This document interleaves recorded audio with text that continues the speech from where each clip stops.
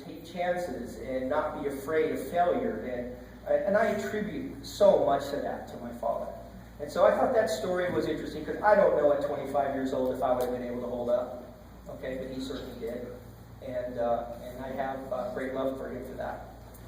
Now, with that confidence and that, as many of you know, my dad had a great sense of humor.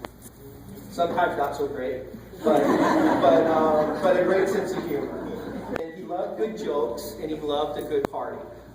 And I can tell you now, he is so honored that you're here, and I know he's completely disappointed he's not here to share it with you.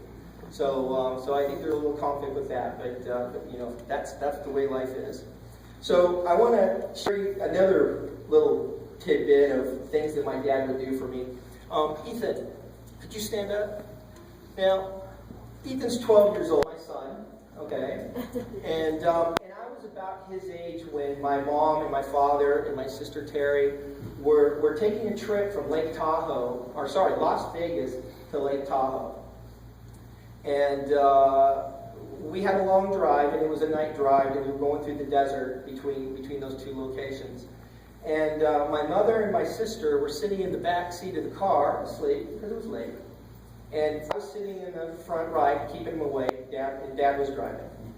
And we got into a long stretch of desert. And Dad was getting tired and sleepy, and there wasn't really any place to pull over other than the shoulder. So he did pull over, and he had me drive the car. Now, I was his age, okay, and probably about 45 minutes later, my mother woke up in the back seat to see me driving the car at 70 miles an hour, and my father soundly asleep in the back seat. She just about had a heart attack, okay, and she begged for mercy that I would quietly and slowly pull the car over and save their lives, okay? But again, and I tell that story because that's who my father was. I mean, he was a fierce man. He feared nothing, and he feared no man that I ever met. He was a great defender of people he loved in all aspects to that.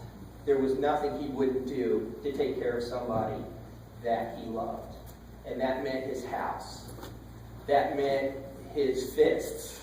That meant whatever it took, that my dad would be there for you if you needed him.